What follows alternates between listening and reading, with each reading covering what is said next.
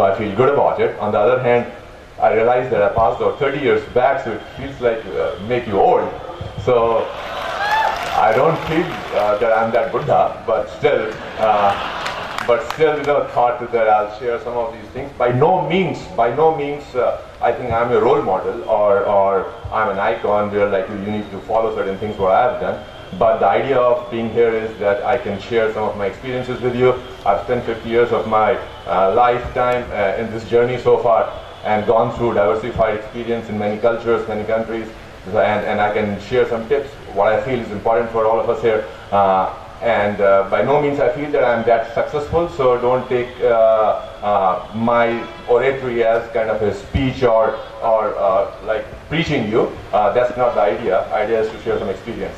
Also, this is my strength or weakness, I don't know. I'm not good in speaking from the speech, so I just speak from my heart and I just say it impromptu. So maybe sometimes politically I may not be correct, but so far I am what I am, and thanks to probably that. So I'll just say it whatever it comes. So don't go by exact meaning of each and every word, and especially these days I'm very careful because the things turn up in YouTube and Facebook, so I don't want to be misquoted, that's it. But that's the idea, so let me have this caveat. Also, one of my weaknesses, which all my bosses globally have told me, that when I start speaking, and especially I start speaking emotionally, I tend to gain speed, so I keep speaking fast. So I think somebody has to probably raise his hand that slow down, okay? So if I do that, maybe you need to tell me. But in any case, because I have 15 minutes and sometimes I don't have sense of time, so I'll try to stick to the time here. But let me tell you with my journey initially, how did I come here and then what did I do, and based on that experience I'll quote some examples and experiences and try to give a few messages what I feel is important for all of us here. So again, primarily my whole speech is oriented towards the students, may not be true in case of scholars and professors and some very experienced people sitting here, may not be relevant to them. So if it is not in line with their expectations, I'm very sorry, but primarily it's to the students. So I was born in Kanpur, brought up in Lucknow, came to Gorakhpur because I did not get into IITs and all, and I was not a very good, engineering student, though I used to rank second or third, but frankly, ratte laga ke pass ho jata tha. But I was not a very practical, good engineering student. Though, you know, again, professors may say that I was okay because I was ranking second and third. Yahan par, then I was playing some games. And I'll tell you why I'm saying all this, because it has all got some relevance somewhere. So then I was sports secretary campus ka. Us time pe bhi campus selection was not the greatest strength of this institute, which I feel still sad that it's not that the case. It's not that. So I think it should have been more. You had to prepare for examinations. Thanks to my father, I would say, he pushed me that you should do something else after this. So I was preparing for MBA. तब उस time पे यहाँ पर कोई English newspaper नहीं आता था, and so I used to get my English newspaper from Delhi, which used to come 2 days late. And probably that was the only English newspaper in the campus which I used to get.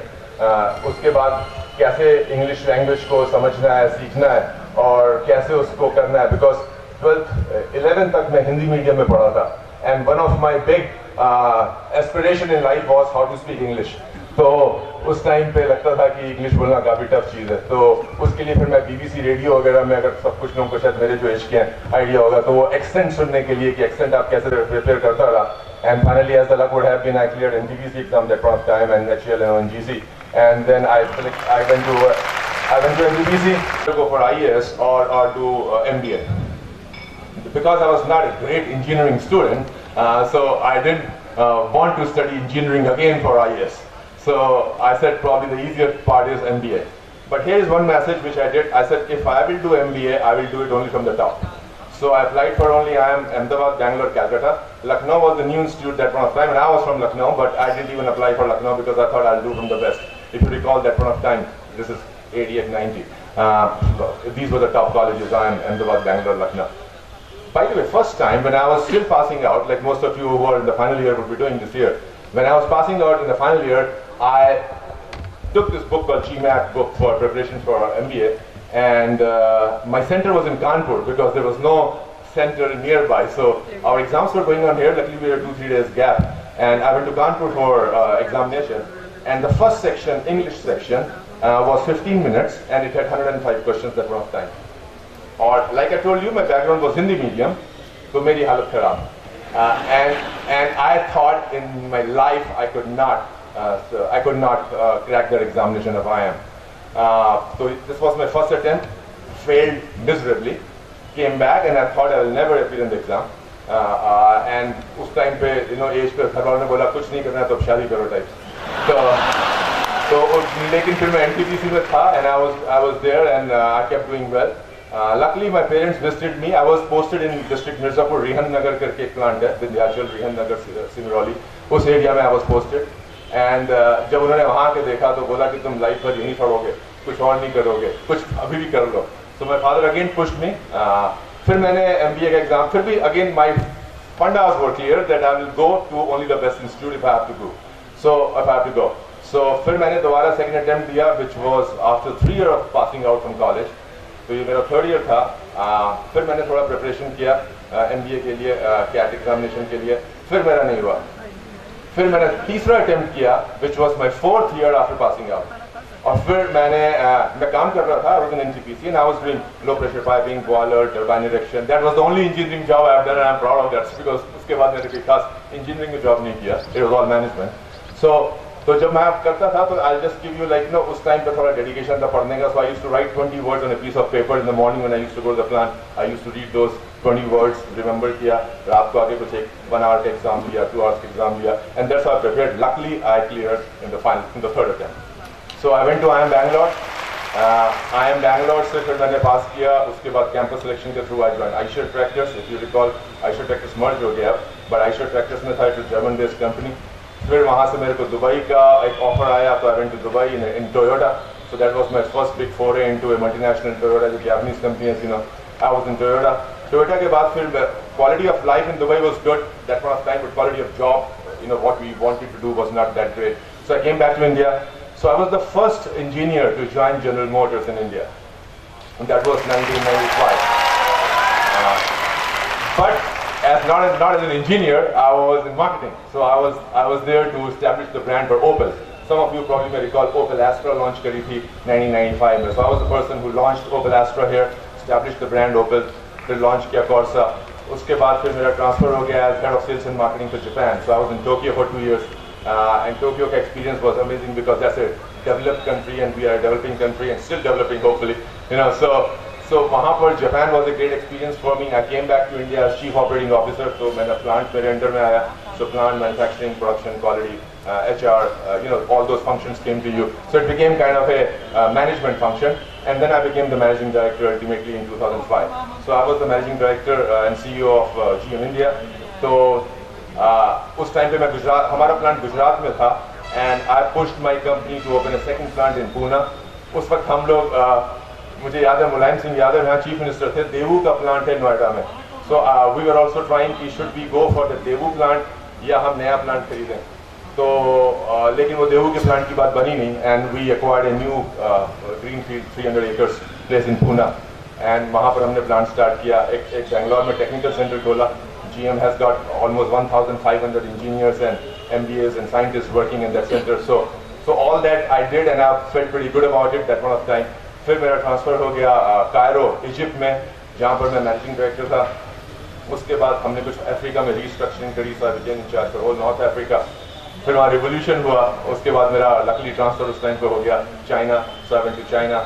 Last year I had to quit GM. I was doing very well in GM. 18 साल मैंने GM में काम किया. But कुछ dynamics हर organizations की होती हैं, तो at some point of time some decisions were taken which were not the right, and I thought maybe my future may not be in GM. So I quit last year. Then I joined this private equity company. आप लोगों में शायद ज़्यादा लोगों को idea नहीं होगा. ये private equity companies क्या करती हैं? They raise billions of dollars and invest in various companies globally to either turn even increase their profits or turn them around. They buy some sick companies sometimes and turn them around. So likewise, they have purchased a company called Vanguard Logistics, which is US based, Los Angeles में company है. तो उसका मैं अभी chief transformation officer हूँ. So I need to double the profit in the next 5 years and those kind of things I need to do it. So that has been journey. Agar I don't know how much time. I think half of the time I've taken already in the story, but I'll tell you the 3 or 4 messages which I want to give it to you in my lifetime experience what I have gone through.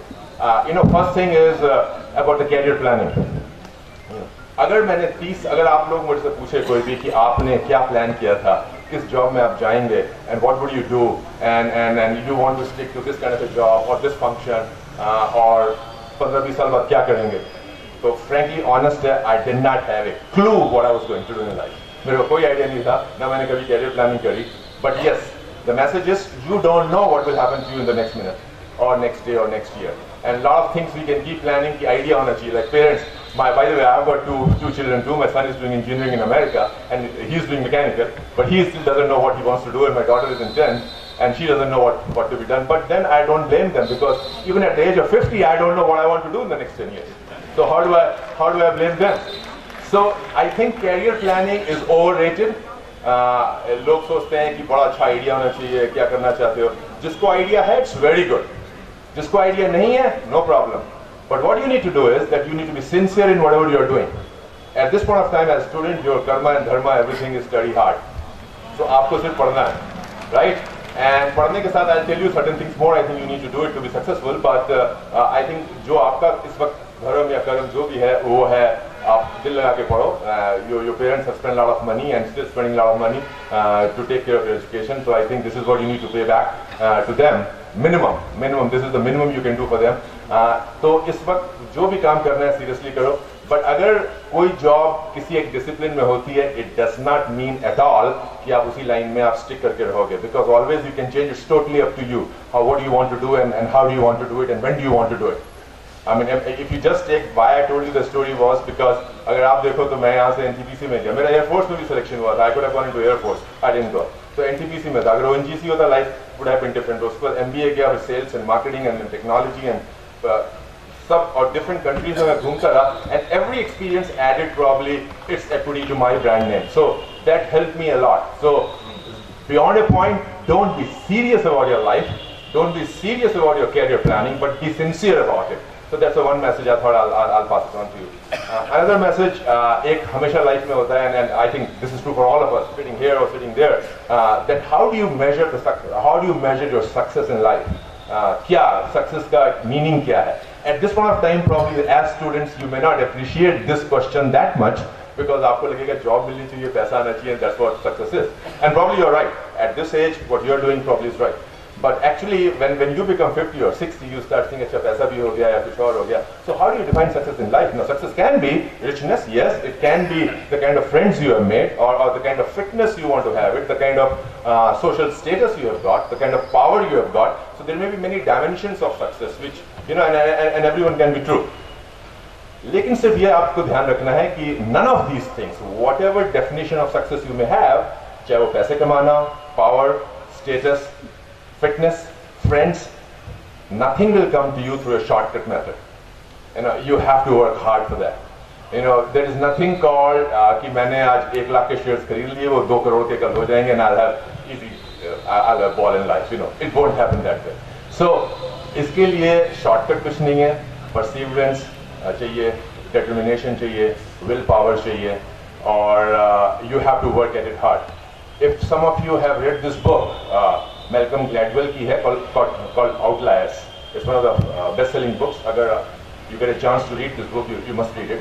जिसमें उन्होंने define किया अच्छी तरह से, इस author ने, Malcolm Gladwell ने, कि किसी भी चीज़ में अगर world class बनना है, you need to put in 10,000 hours in 3 or 4 years time to be. चाहे आप टाइगर वुड्स में गोल्फ खेल रहे हो, या बीटल जो म्यूजिक के काफ़ी ग्रुप रहा है वो हो, या whatever, you want to be world class, you need to put 10,000 hours. So again, if you feel कि मैं अभी एग्जाम्स में पास हो जाऊंगा, कुछ एक दिन पढ़ के पास तो आप हो जाओगे, मैं भी हो गया था, लेकिन लाइफ में आगे के लिए क्या करना है और